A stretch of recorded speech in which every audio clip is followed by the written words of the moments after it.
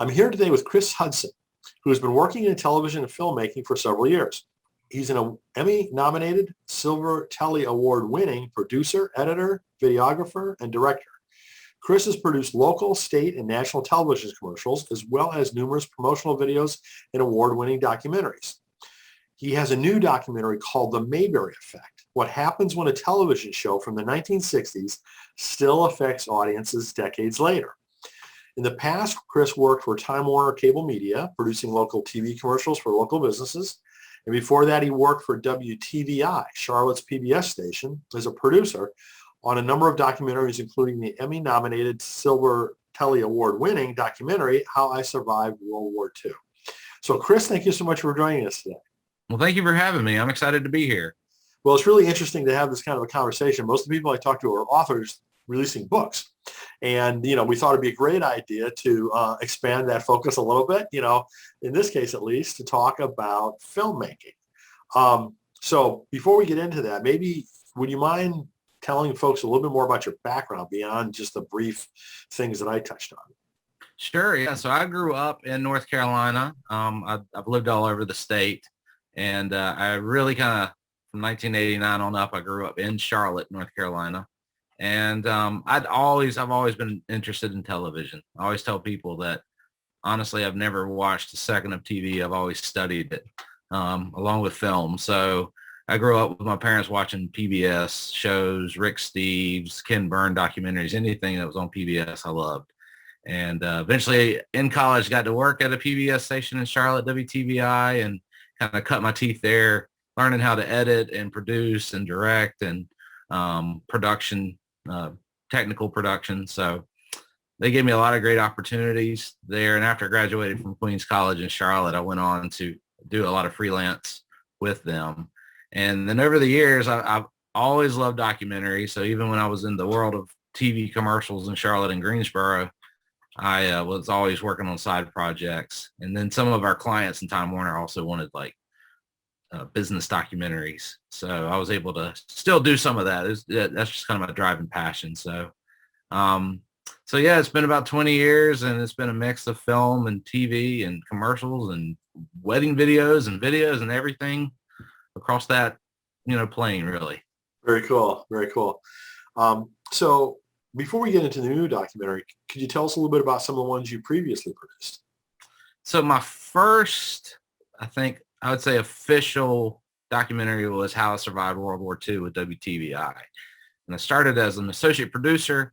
And then a few months later, the main producer ended up getting a full-time job at WTVI. So I kind of launched myself into the producer director position. And I ended up editing the entire documentary. So I did a lot of work for 9 months on that film.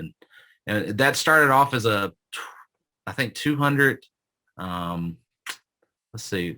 interviews that we did with people in the surrounding area of Charlotte of how they survived.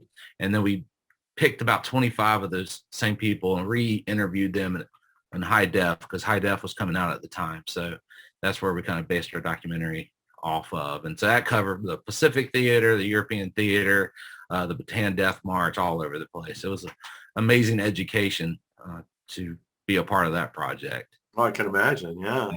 And then kind of a spin-off, one of the people we interviewed for the first documentary, Martha Pegram Mitchell, she was part of the 38th Evacuation Hospital Unit in Charlotte, North Carolina.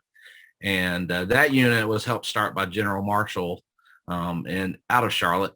And I kind of did a spin-off documentary from about her story and the 38th evac story. So while I was doing research for the first documentary, I found a ton of information at UNC Charlotte in their library about the 38th evac. And I said, well, this is my next project. So things keep spinning off of other projects. So those are my two big documentaries, and then done some stuff with Richard Petty. We did he's got a garage in Level Cross, North Carolina.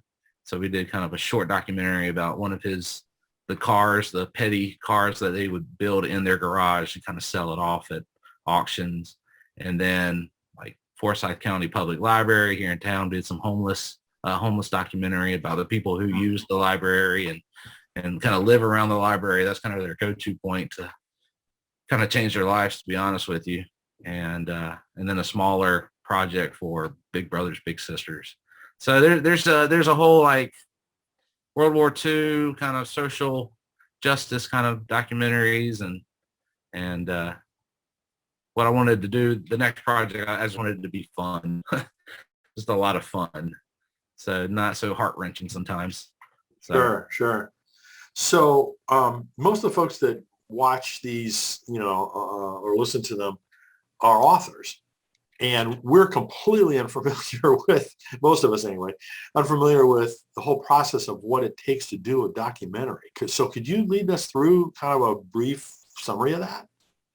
I kind of want to equate it as probably maybe some of the same process as a book, in the sense of having to kind of have an idea for a story, kind of finding the information that you need to research, and building the story around the research. I think for a filmmaker, you end up having to go find the people or the characters and actually follow them or interview them and kind of create the visual aspect of it to it. But sometimes I wish I could just do a book and just work on the writing part and not have to do the film editing part of it. But it's either way you look at it, it's all storytelling. So this is just a visual storytelling. So I enjoy documentaries, and there's some great documentaries out there with voiceovers, but I really enjoy documentaries where the characters themselves tell the entire story from beginning to end. Mm-hmm. And so you hear, if it for a documentary, end up editing scene to scene and kind of, marrying those scenes together and progressing the documentary. And so, how do you do that if you're not going to use a little bit of voiceover here to bridge some of those scenes together? But I always try to, when I do interviews with people, I've done the research. I also know what I want them to kind of say in their own way, because I kind of know and have an idea of where that's going to fit into the film on down the road. So, but I guess sometimes the difference between, writing the book and maybe a documentary would be I'm also trying to find that story within all the footage that I have. So I have a basic idea of where I want it to go and the basic arc of where I want it to travel. But sometimes I might be in a situation where the event is just absolutely outstanding and things that are happening, and I'm just filming, and then I come back and I've got to cut it down to 3 to 4 minutes. Where that fits in, I'm not sure yet, but at the very end of it, you have your entire story. So there's big differences and a lot of similarities at the same time. So for every minute of documentary that is part of the end product, what would you guess is the complete number of minutes that have to be filmed as source material?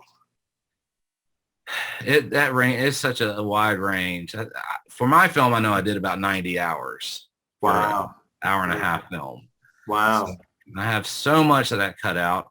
So many weekends up in Mount Airy, North Carolina to film Mayberry Days and other footage that I just haven't used or haven't used yet. Maybe it'll be used later on down the road, but for this one. So it's trying to find the best parts in all of that and seeing how it's got to be a really laborious process. I mean, and then once you do that, I mean, I'm sure there's a lot of sound adjustments and, other kinds of editing that has to take place too. It is. I mean, I think the original rough cut I had was about 2.5 hours long, and then you just keep going back in and refining and, cutting out some things you don't want to cut out, but you have to cut out because it just doesn't help the story. So it's, there was a reason that the film started as a thesis project. And in order to get my MFA, it ended up being 45 minutes, but I knew there was a longer story that I wanted to tell. So this is the Mayberry Effect that you were talking about. Yeah. So let's talk about that. What motivated you to do that? How did you come up with that idea? So so part of doing commercials, I ended up working with my previous boss on another commercial in Kernersville, North Carolina, for a car dealership, and this car dealership would hire David Browning, the Mayberry deputy, as kind of their spokesperson and their kind of key marketing person that they use in all of their ads. And so when I met David, at the time I was at Wake Forest University getting my MFA in documentary film, and I was looking for a thesis project. And so when I met David, I said, this guy is really interesting. Like he would be fun to follow around. And so after us doing the commercials, about 2 weeks later, I kind of approached him, and he liked the idea. He just didn't want the entire film to be about him. He was kind of on the scaling in his business. He, the Mayberry deputy, David Browning as the Mayberry deputy, that was his full-time job for over 25 years. And so he traveled the country kind of playing a Barney Fife impersonator, but also having a great message along with at different conferences. So he was trying to scale back his business a little bit. And he's like, but you really do need to come up with me to Mayberry Days in Mount Airy, North Carolina, and I'll start introducing you to everybody there, and you'll see a bigger picture here. So he really kind of helped guide me in figuring out what was going to be the story that I ended up telling. Wow. So, yeah, he introduced me to all the main characters that I have in my documentary, and it's just been just a great asset, just so much fun. So I apologize, I don't know this, but are any of the characters from the original show still with us? So Betty Lynn, she still lives in Mount Airy. Betty Lynn played Thelma Lou in the show. Doug Dillard, who was one of the Darling boys on the show, he's still traveling and playing music. And then of course Ron Howard, Clint Howard comes to Mayberry Days. He's come a few times. And then there's some people that have played they were in 1 or 2 episodes. They'll come and do special events and everything. So there's still a number of them out there, not the bigger names. But there's still a good amount of people. Let's see, Maggie Peterson, who plays Charlene Darling. She lives out in Las Vegas, and she's been doing a number of the Mayberry Day events and Mayberry events for a number of years.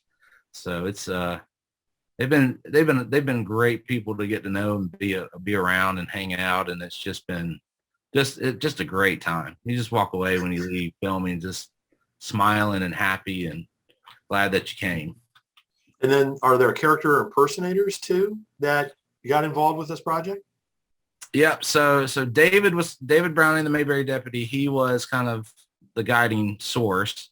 And then he led me to Alan Newsom, who is the Floyd the Barber tribute artist.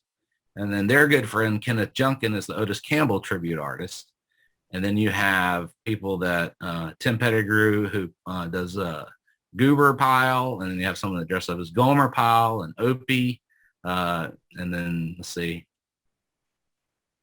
Eric Lowry dresses up as the mayor. What about Andy? What about Andy Griffith? There have been a few people that have dressed up as Andy, but there's not so much a tribute artist about Andy. Interesting.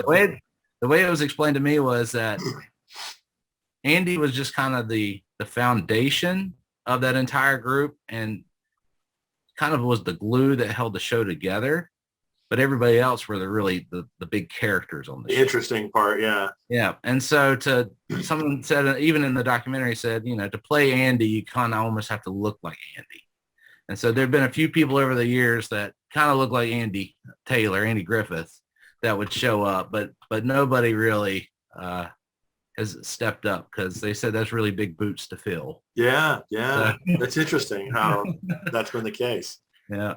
Because it's some level, you think that would be the first thing that somebody would try to do, just like Elvis or, somebody else who's famous, right? Obviously Don Knotts, maybe for this purpose is more famous, quote unquote, right, than Andy Griffith. But you would have thought that there'd be someone who would have taken on that mantle. And David Browning, really, he was kind of the first official tribute artist in the Mayberry world. And he's the one who ended up recruiting Alan and Kenneth and all these other people over the years to either they looked like the character and developed into the character, or he just kind of saw potential in them, or they said, hey, we want to do this. So he's really been the ringleader over the years. So, some of them, they absolutely hated when like David decided to like scale back not do as many events now because he's really been their fearless leader. But his background is in improv and acting, and he looks so much like Don Knotts. It's incredible.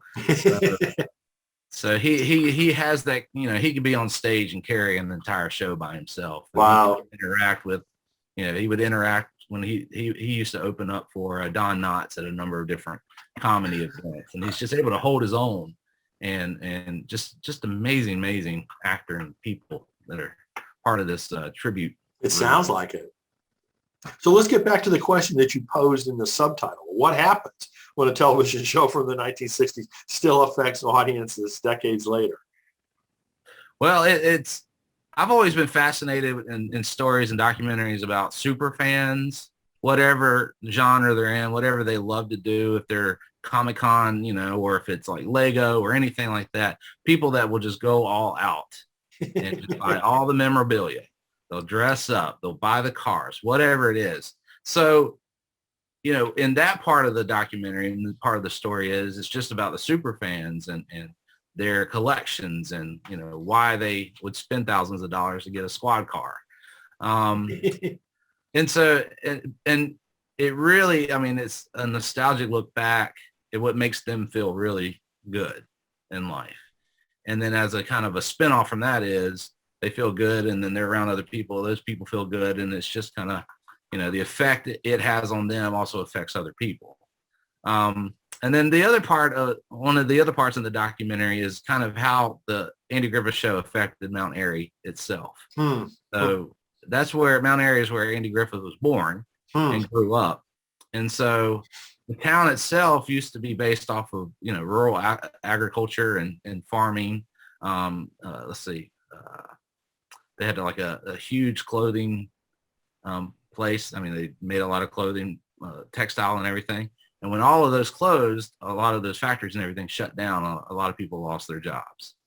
So luckily they had this one character, this one person from their hometown that they could really kind of transition the entire town to, really. So if you go into Mount Airy now, you'll see a ton of like stores, and it's just memorabilia from the Andy Griffith Show all over the place. You'll see, squad car tours, and you can go into like a jail cell kind of modeled after the show. And so they've done a really good job of transitioning, and that's helped, save a small town from becoming like so many other small towns across the country and just, losing their whole downtown flavor, really. So Mount Airy is unique in that sense. So it's about how the show's affected Mount Airy, and then questions how long will that last, because you're gonna see changes over the next 20-30 years depending on how old the fans are. How old will the fans remain? Are they going to be able to pass this down to their younger generation and then they'll keep coming to Mount Airy? Or is it people my age, 35 and up, who've just been familiar with the show for our entire lives, but then people my age not showing the Andy Griffith Show to their kids as much as other people have. So Sure. So you have to ask that question. And then the other smaller part, it kind of explores the Andy Griffith Show's effect on American culture and the television and music, entertainment industry, really. So it kind of glosses over it, but I think I needed to show that, this show has affected, shows like Seinfeld and The Simpsons, and you could probably do a whole documentary on that. And I think that's coming, because I think I've got so much more information that's so interesting. Good. That would be fun to do. Yeah, I think so. I think the historical impact, and ripple effect, I think would really be interesting. So really, to sum it up, it's basically anybody who's a fan of the Andy Griffith Show's job is to continue on with spreading the good news about the Andy Griffith Show and the message. Will that end at some point? We'll see. So I've never approached documentaries in the sense that it's hard for me to come up with a point of view when I'm not a super fan coming in and doing the documentary myself. I'm kind of an outsider looking in and then just gathering what people say, either or, yes and no. It's not going to last. It is going to last. And kind of putting that in together so the viewer can at least make up their own choice or come explore it themselves, really. So interesting. So another thing I know I'm not familiar with is the whole process of distribution when a documentary like this is released. So where will people be able to see it? So I've got distribution through Gravitas Ventures, and they're a good size distributor here in the United States.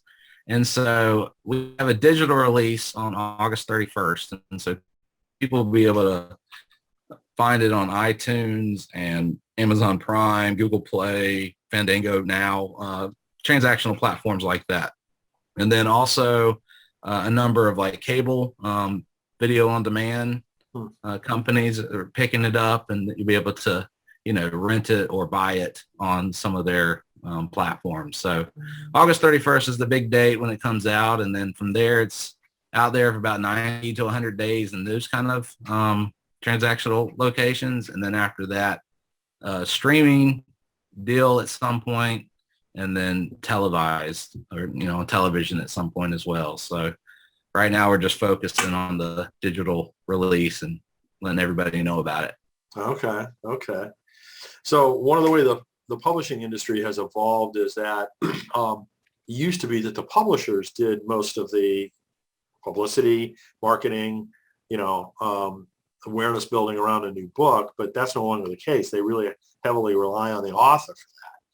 So is that the case also with films, or is it different?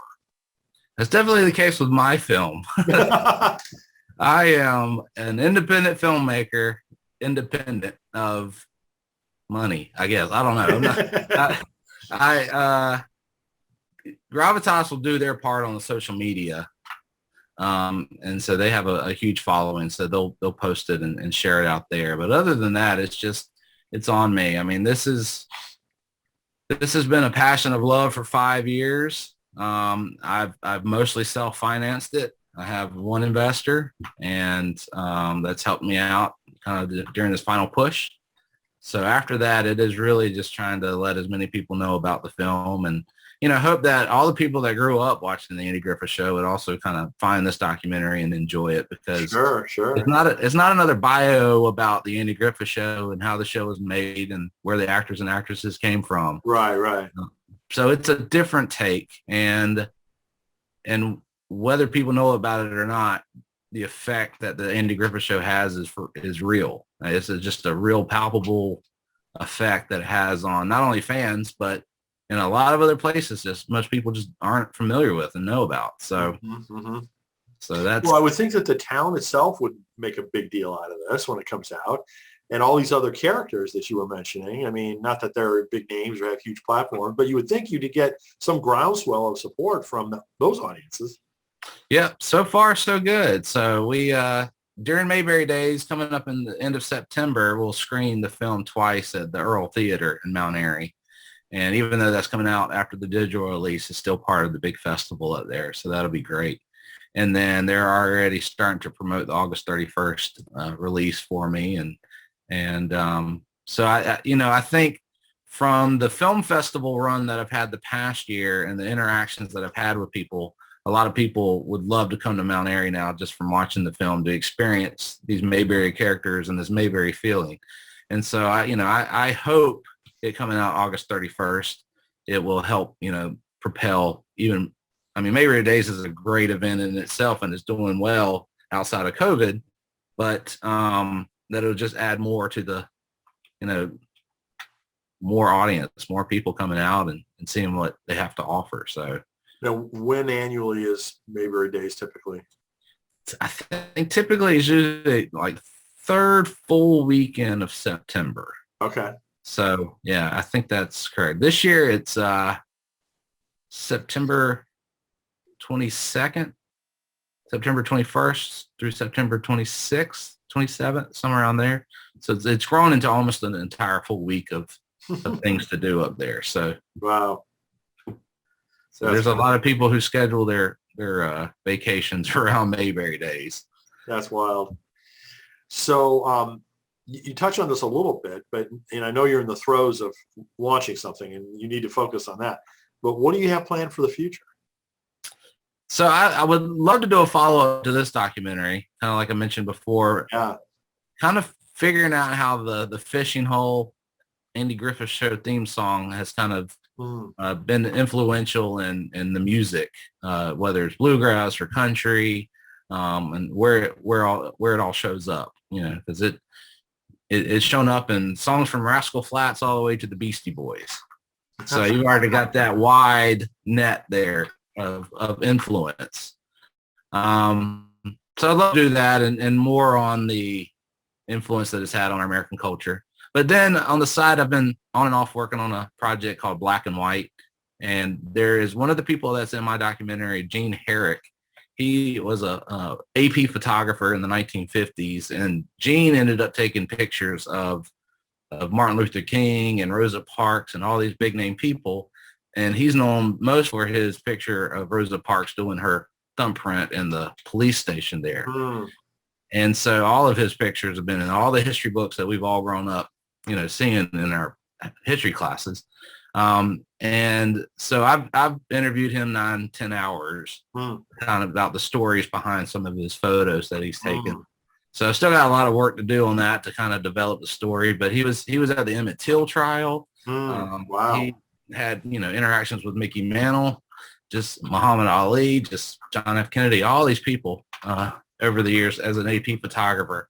And I think it'd be an interesting story to bring to light. So he's, I think, 96 now. He's in the late 90s. So I've got to really get on that. So that's a project that I really finished. You probably saw this documentary that I recently saw a few months ago about this famous sports photographer who photographed Michael Jordan and, all these, it was Sports Illustrated photographer and went back, the early NFL days through, the NBA and all the big sports. It was a really good documentary about him. I can't remember his name, but I need to check that one out. I haven't seen that one. It was very well done, I thought. But so you've got a website for this. So where can people go find more about this? Sure. I'd love for people to visit themayberryeffect.com. So it's EFFECT.com. And I'm on Facebook and Instagram and Twitter. So if you just type in The Mayberry Effect, you'll be able to find it on all the social media outlets and online. Excellent. Well, Chris, congratulations on pulling this off. It was a labor of love, for many years, it sounds like, for you to be able to do it. I'm wiping away tears right now. It's stressful. Well, you're reaching the end point, at least in terms of the release of it. So that's got to feel really good. Yes, I'm looking forward to September 1st when I can breathe a little bit. So good. Well, congratulations, and thanks for spending some time to tell us about it. Well, thank you so much for having me. It's been great.